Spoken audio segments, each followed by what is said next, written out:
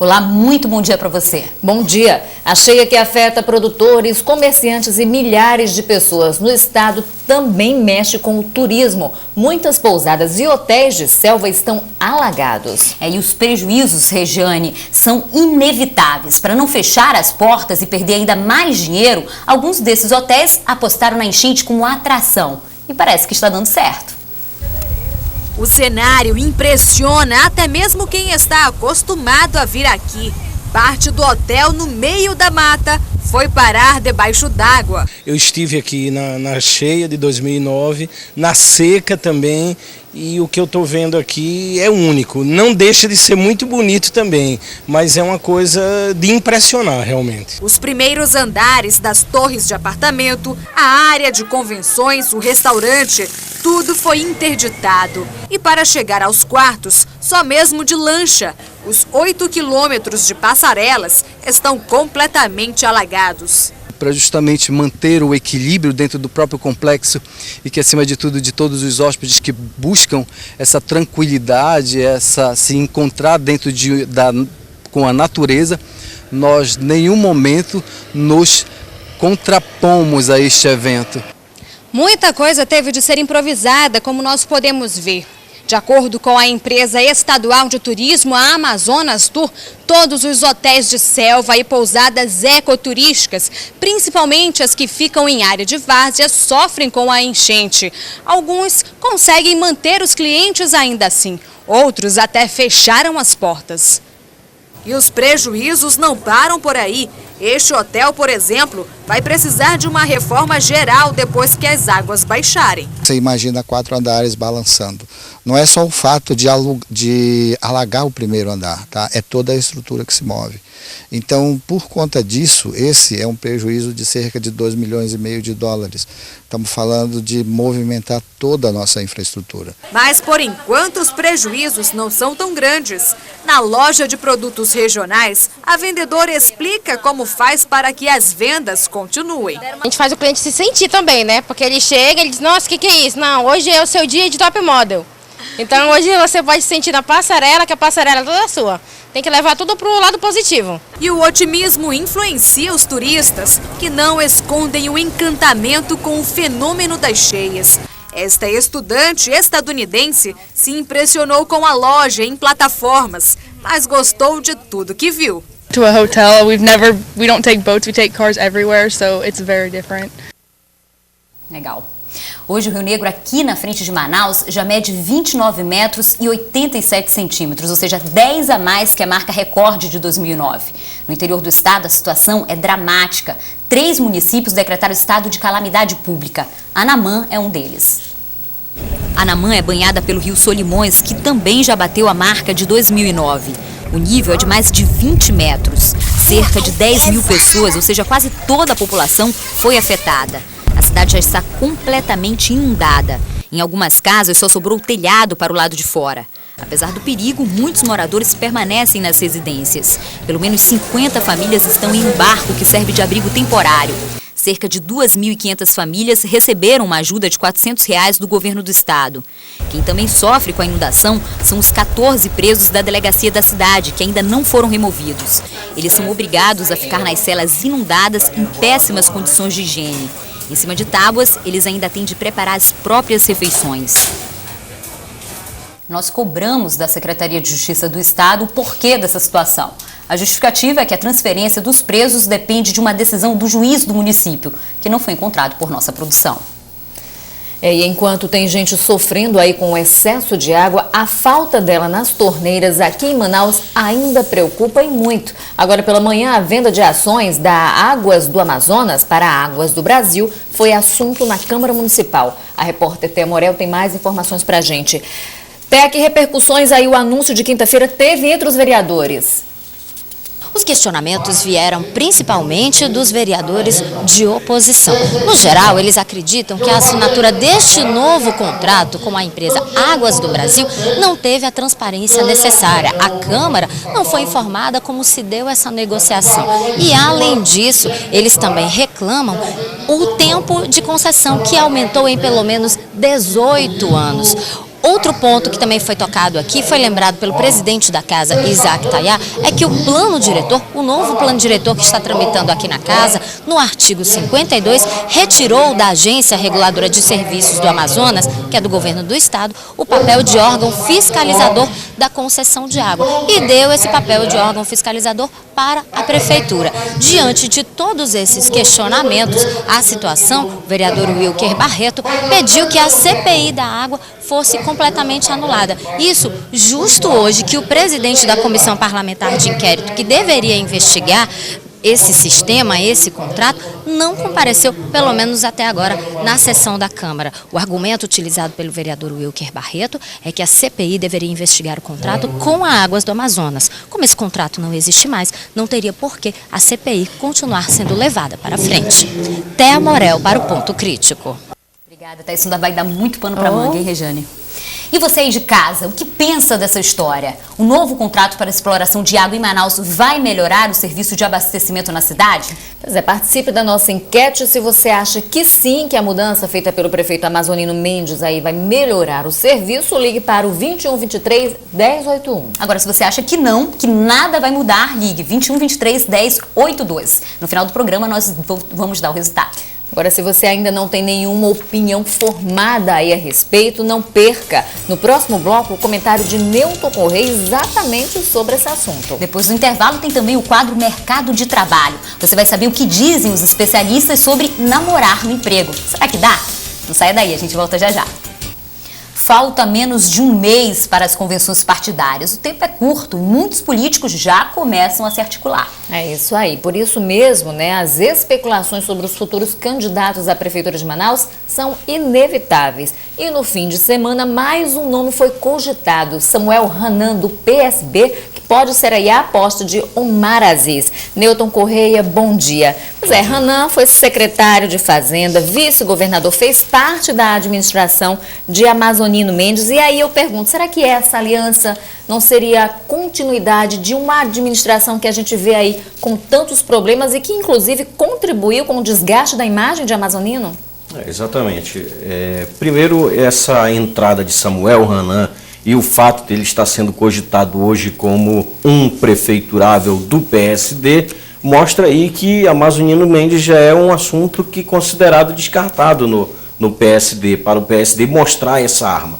E no aspecto administrativo, é Samuel Hanan hoje o paradigma da gestão do Estado. Foi ele que, na gestão Amazonino Mendes, quando foi vice-governador, deu esse arranjo de gestão. Portanto, voltaria um nome já cogitado também no PSD, considerado no discurso do governador Omar Aziz no dia 30 de abril em Iranduba, quando ele deu uma dica de que o candidato não precisaria ser uma pessoa aparecendo em pesquisa, precisaria ser uma pessoa madura e experiente. Newton, haveria então, de repente, uma unificação em torno do nome de Samuel Hanan? O PDT de Amazonino também apoiaria, fechando aí, formando uma aliança com o Omar Aziz? Parece que é exatamente isso que acontece. Se Samuel Hanan entra, significa dizer que essa hipótese de Amazonino sair já está sendo de fato trabalhada. Por quê? Porque ele é um nome que agrega tanto o PDT quanto o PSD. Agora, e Braga? Como é que fica nessa história, né? Porque até então se falava muito em uma aliança de Omar com Braga. Como é que ele fica? Será que agora, com essa especulação, de repente, ele encara aí o palanque e disputa realmente, de fato, essa eleição municipal aqui em Manaus? Não acho provável que ele troque uma carreira de parlamentar, de brilho nacional, por uma gestão passageira, já que em 2014 ele pretende voltar ao governo do Estado. Acho que o PMDB vai ter candidatura própria, que não deve ser o senador Eduardo Braga. Newton, mudando um pouquinho de assunto, a gente viu agora há pouco toda a movimentação na Câmara Municipal em torno do novo contrato para exploração de água na cidade. O deputado Sabino Castelo Branco anunciou isso também em primeira mão, antes de todo mundo, o que causou estranheza por parte de alguns vereadores, e ele também deve ser convocado para depor. Como é que a gente explica essa situação? Como é que Sabino estava por dentro dessa articulação de bastidores? Olha, eu acho que apenas a população, a sociedade não sabia dessa negociação. Isso era assunto que dominava o fim do ano passado. Sabino Castelo Branco fez o comentário sobre Águas do Brasil 2 meses antes. O próprio senador Eduardo Braga já falava também nesse nome, já tinha comentado no próprio programa de rádio dele. Então, agora, por conta desse comentário de Sabino Castelo Branco, ele pode ser convocado para se explicar por que ele sabia e a sociedade não sabia. Pois é, um outro questionamento, inclusive, é a questão de como esse contrato com a Águas do Brasil foi feito, porque muita gente, a oposição, inclusive, tem questionado que ele foi feito às escuras, uma vez que a Águas do Amazonas, por exemplo, podia operar até 2030. Aí vem a Águas do Brasil operando até 2045. É muito tempo, Newton. É muito tempo e não houve discussão pública. Esse é o maior problema. O próprio prefeito Amazônio Mendes assumiu que trabalhou na surdina, como ele disse, secretamente, agora no ambiente público. Newton, a gente lançou uma enquete aqui no ar, pedindo a opinião das pessoas se elas acham que vai mudar alguma coisa com esse novo contrato em relação ao serviço de abastecimento de água na cidade. E você, Newton, o que pensa sobre isso? Olha, eu vou utilizar aqui uma frase dita pelo diretor-geral da empresa na quinta-feira, durante a entrevista da apresentação da Águas do Brasil, quando alguém perguntou a ele se a Águas do Amazonas teria participação no lucro. E ele respondeu com a pergunta: lucro? Se tiver lucro, sim. Mas aí a gente quer saber a sua opinião. Você acha que o serviço, a distribuição de água aqui na capital vai melhorar aí com essa troca de concessionários? Se você acha que sim, o telefone é o 2123-1081. Se você acha que não, é 2123-1082. Participe. E quem passa aí muito tempo no trabalho, né? É natural que em alguns casos as relações de amizade acabem se transformando em um namoro. A gente vê muito isso, né, Exatamente, Natália? Regiane. Mas é preciso prudência dos pombinhos para que o fogo da paixão, né, Regiane, não acabe prejudicando a imagem dos dois na empresa. E é sobre esse desafio de equilibrar a relação e o comportamento no emprego que fala a reportagem do nosso quadro Mercado de Trabalho de hoje. Confira. Laudiceia e Zedequias trabalham na mesma empresa, mas em setores diferentes. Ela é vendedora e ele é auxiliar técnico. Foi entre um tropeço e outro que eles se conheceram e, aos poucos, a cordialidade se transformou em paixão. Ele sentou lá na minha mesa, nós trocamos telefone e começamos a conversar. Com o tempo fomos nos encontrando, né? Nos encontramos poucas vezes, né? E aí o coração bateu mais forte, né? Resolvemos ficar juntos. E da mesma forma, muitos casais se formaram nesta empresa. De acordo com a gerente, os relacionamentos não são proibidos aqui, mas existem regras. Uma delas é separar os casais, colocando em setores diferentes. E a empresa dá até uma forcinha para eles. E tem imóveis da empresa que a empresa disponibiliza para esses funcionários que deram certo, que nós apostamos, né? E hoje eles vivem sem custo nenhum em imóveis da empresa, os que não têm casa própria, né? Existem organizações que proíbem e outras que permitem o namoro dentro do ambiente de trabalho. E quando o amor falar mais alto, é importante que o casal respeite as normas da empresa, mantenha o profissionalismo. E quando o relacionamento for entre subordinado e chefe, é importante que isso não seja motivo para favorecimentos. Que você saiba separar. Eu estou dentro da empresa, nós estamos trabalhando, então vamos trabalhar. Nós temos problemas lá fora, discutir com meu namorado ou com meu marido e a gente está aqui dentro da empresa, precisamos fazer algum trabalho junto, temos que ter o profissionalismo de separar, deixar lá fora e fazer o trabalho. E é assim que Laudi e Zedequias têm um relacionamento há 1 ano e 2 meses. Moram juntos, mas ele garante que a vida em casa não interfere no trabalho. A gente não mistura a parte profissional com a pessoal, né? O que acontece em casa é em casa, o que acontece na empresa fica na empresa mesmo, a gente não mistura. Rita discorda, para ela interferiu sim, mas de maneira positiva. Depois que casou, teve esse relacionamento, ela melhorou cada vez mais a produtividade dela. Laudi concorda com ela e explica o porquê. Já vim produzir mais, porque já tinha ele também para me ajudar, né? E termos o Zedequias entrou na minha vida foi para nós somarmos juntos. Você acha que você está mais entusiasmada também no dia a dia? Com certeza. Todos os dias eu venho entusiasmada para o meu trabalho. Legal, agora é preciso ter maturidade, né? Bem, e se você ainda está aí em busca de emprego, uma dica é procurar se atualizar e ler bastante. E olha só, a editora Amazônia da Rede Caldeirada de Comunicação lançou neste fim de semana um livro com as principais crônicas publicadas pelo ex-senador Bernardo Cabral no jornal A Crítica. Confira. Bernardo Cabral, o cronista, revela uma outra face do ex-senador. Que a homenagem é porque eu fiquei mais velho, 80 anos, e com o velhinho eles fizeram essa homenagem. Mas foi com muita alegria, é realmente uma homenagem que eu não esquecerei jamais. Nas 300 páginas, as crônicas publicadas por ele desde 2008 no jornal A Crítica. O Cabral é um polivalente, né? Ele atua em todas as linhas do conhecimento e também, desta feita, como cronista, o que realmente engrandece muito este silogeu, entidade da qual o Cabral é um dos membros. O livro foi lançado pela editora da Amazônia, da Rede Calderaro, em comemoração aos 80 anos do amazonense, que é também jurista e construiu uma longa carreira política. Foi deputado federal, ministro e relator da Constituição de 1988. Uma homenagem nossa, uma homenagem da academia e dos amigos de Bernardo Cabral. Veja a seguir, final disputadíssima. Faixa Nacional empatam e empurra a decisão do amazonense para o próximo sábado. E mais, dia de festa para os haitianos imigrantes que vivem em Manaus comemoram cheio de saudades o dia da bandeira deles. A gente volta em um instante só. Até já.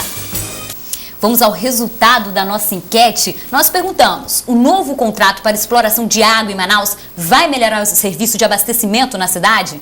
Pois é, muita gente ligou pra gente, 200 pessoas, Natália. E o resultado foi o seguinte, 20% delas disseram que sim, acham que vão resolver. Agora a maioria esmagadora, 80%, acreditam que essa troca aí não vai dar em nada. Todo mundo descrente, né, Regiane, com esse novo contrato. Tem que esperar agora, né?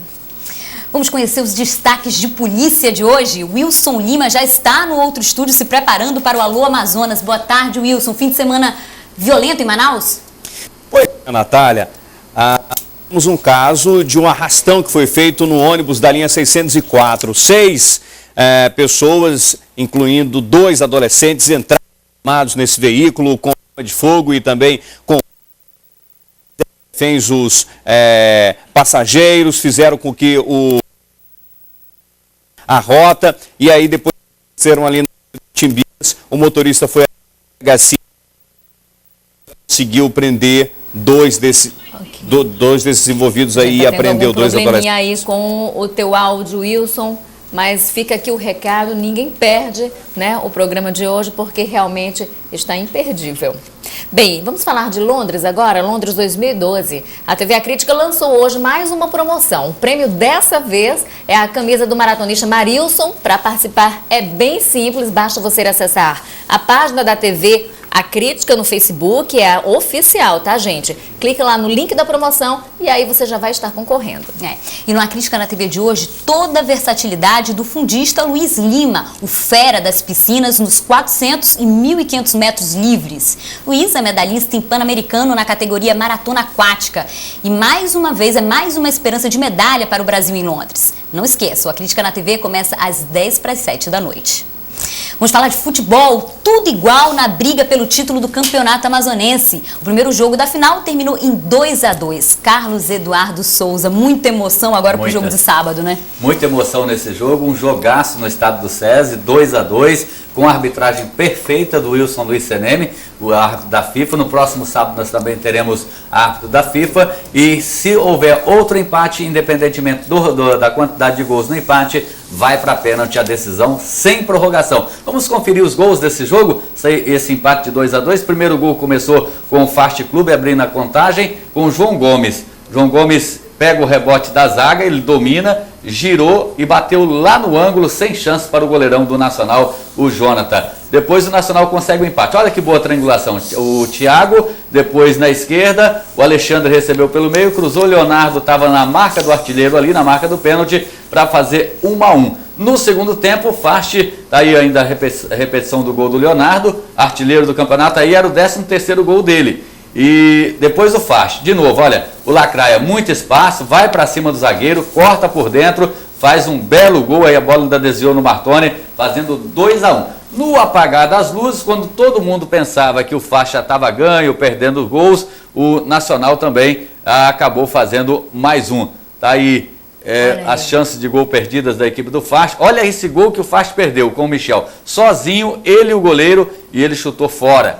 Poderia ter feito aí no mínimo mais 2 gols. Aí o Nacional conseguiu. Olha o Leonardo, ele sai de 2 zagueiros, bate meio desajeitado, 14º gol dele, concorrendo a um prêmio de R$5.000. O próximo tem 12 gols, ele tem 14 e o próximo tem 12, que é o Michel e também o Johnny. Então tá tudo pro Leonardo ganhar esses 5.000 aí, olha. Pois é, o Fast tinha tudo para ter saído com uma vantagem tanto desse jogo, né? Que mexeu aí, deixou todo mundo com o coração aí na boca. Agora, será que o Nacional vai aí pro jogo de volta com mudanças aí de estratégia, mudando melhor, assim, com uma postura diferente? Eu conversei com a Derbaulana depois do jogo, ele deve mudar apenas uma peça, deve colocar mais um meia, tirar um zagueiro, para deixar o time um pouco mais ofensivo. Ele falou, olha, o Leonardo é um dos melhores centroavantes do Brasil na atualidade, mas a bola tem que chegar nele, como tem que chegar também no Charles, então ele deve fazer essa mudança. O Fast também não vai mudar, deve ser a mesma equipe para enfrentar a equipe do Nacional. Eu repito, se der empate, vai para pênalti, mas lógico que o torcedor espera,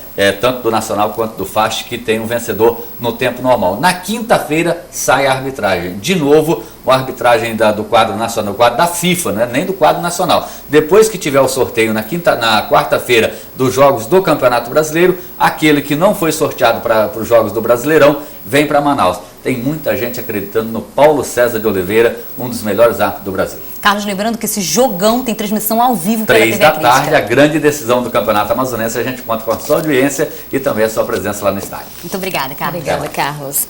O Ponto Crítico de hoje termina aqui. Você fica agora com o programa Alô Amazonas. Uma ótima tarde para você. Muito obrigada pela companhia, pela participação aqui no Jornal de hoje. A gente volta a se encontrar amanhã. Lembrando que o nosso e-mail é o pontocritico@tvacritica.com.br. Se você tem qualquer sugestão de reportagem ou de entrevista, mande pra gente.